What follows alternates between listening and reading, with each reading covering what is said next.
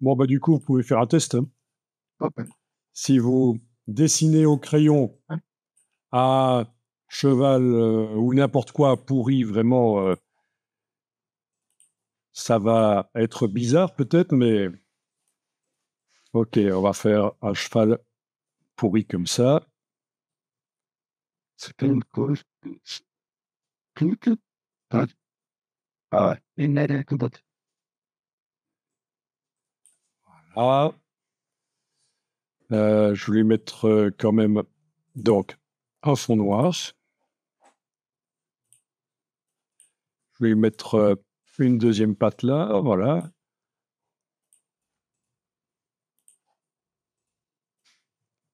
Ok. Bon, bah il est pourri, hein. Ça c'est sûr.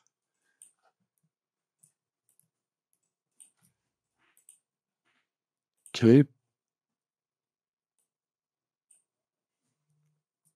Ok.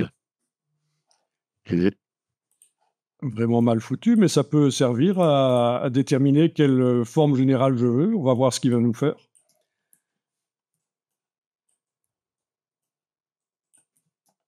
Oui, je suis pas obligé de travailler sur une copie, puisque de toute façon, il fait une copie, il génère une copie. OK. Donc, flèche noire activée, barre contextuelle affichée, remplissage génératif de la forme. Donc, si je lui garde capybara, il va faire un capybara dans cette forme-là. C'est un cheval que je veux quand même. Voilà. Ça peut être très intéressant de créer la forme d'un animal, non, de créer un animal dans la forme d'un autre. Il y a des choses un peu folles à faire.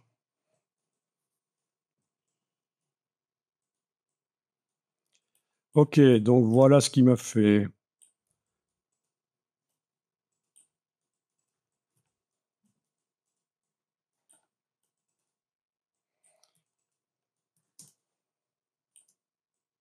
Quoi?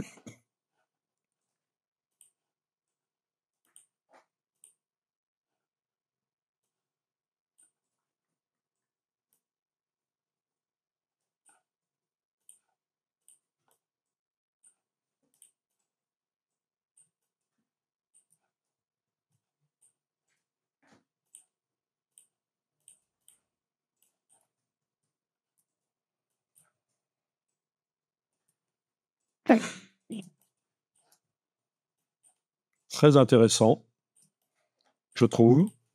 Il nous a fait des styles. Pourquoi? On ne sait pas. Ok, alors à l'origine, pour cette chose, j'étais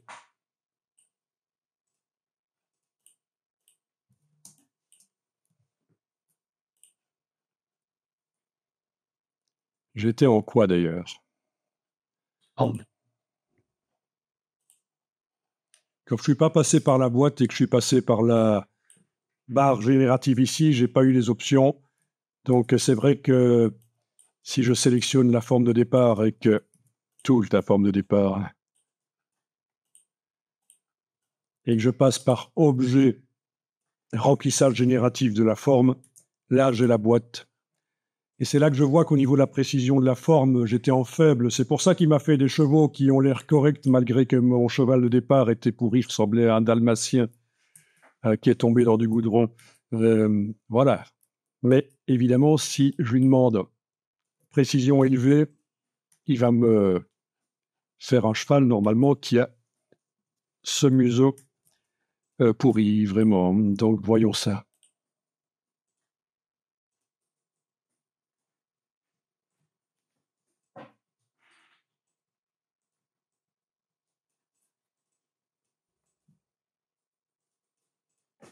Ok, voilà, comme prévu, hein, en précision élevée. Ah, il a même pas fait le bout du museau, là, à moins qu'il soit en blanc. Mais j'ai pas l'impression.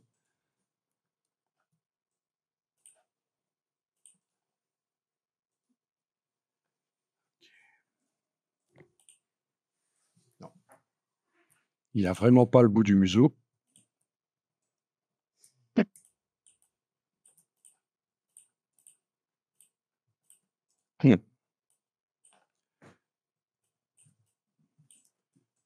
Bon, c'est assez contrastant, ça, quand même, hein. Je veux dire, la forme mal faite, on peut le dire, et à l'intérieur des décorations complexes, travaillées, comme si j'y avais passé du temps. C'est assez contrasté comme travail, finalement. Ok, j'enregistre.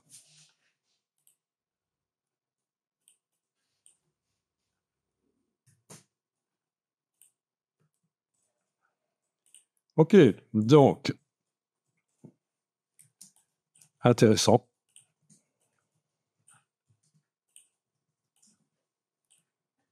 Ce qu'il faut considérer, c'est que si vous êtes illustrateur, si vous savez dessiner, vous pourrez aller encore plus loin euh, avec l'IA que quelqu'un qui n'a pas le sens non plus de l'image. Avoir le sens de l'image, c'est important. Alors, ce qui est attesté aussi, c'est de démarrer d'une silhouette qui est créée dans Photoshop par sélection de sujets. Mais ça, ce sera pour plus tard. Extraire un sujet d'une image et s'en servir comme point de départ pour faire du remplissage génératif.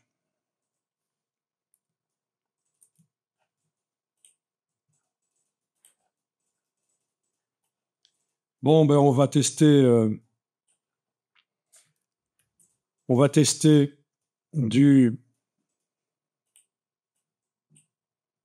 remplissage génératif, mais cette fois-ci en prenant une référence stylistique éventuellement.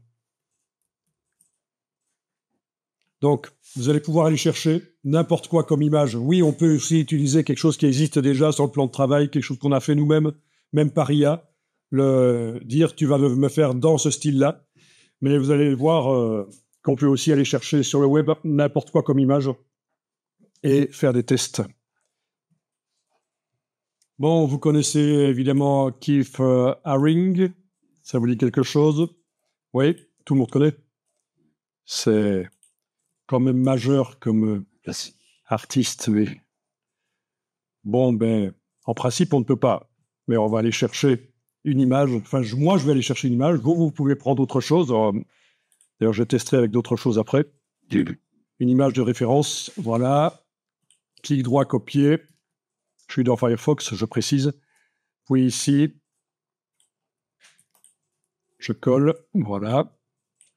OK, donc, pendant que j'ai mon groupe là sélectionné et que je vais dans Objet, remplissage génératif, je vais donc demander un cheval et au niveau précision, je vais demander d'être moyen cette fois-ci. Oui. Moyennement fidèle à ce que j'ai fait comme dessin foireux. Référence stylistique, j'enclenche. Et là, choisir une ressource. Il faut cliquer sur choisir une ressource. Et je vais pipeter. What? Générer. C'est tout non plus.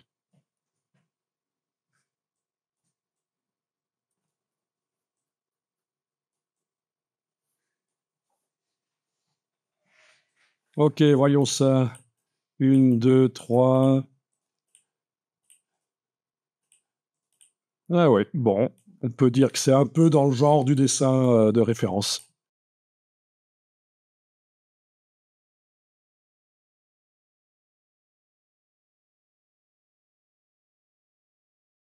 Je vais demander des détails maximum, mais toujours fidélité moyenne, mais détail maximum. Avec toujours l'image de référence qui est là.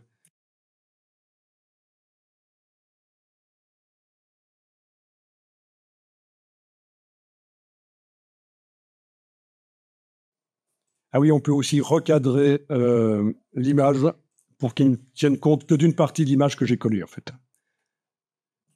Ça, c'est aussi possible. Donc voilà.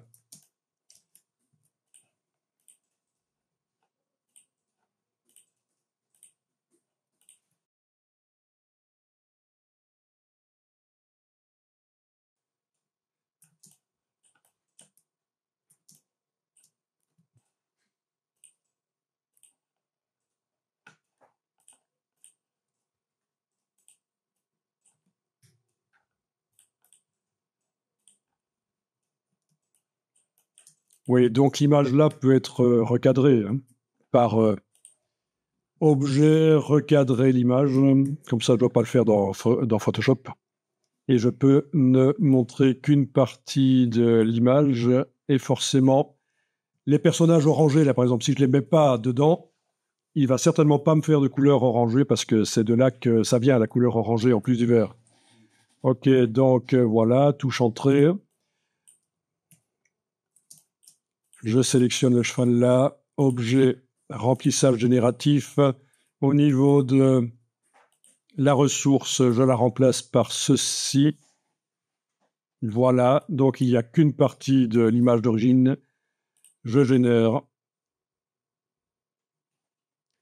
Et je devrais plus avoir normalement que deux couleurs, le bleu et le vert, on va voir.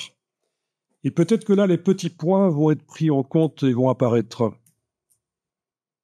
Enfin, tout ça pour vous montrer, il y a quand même pas mal d'essais à faire.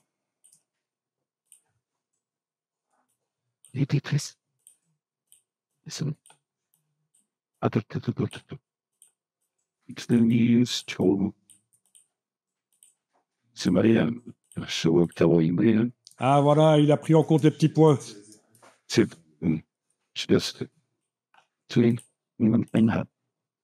Okay, keep up. This is next. Next, I should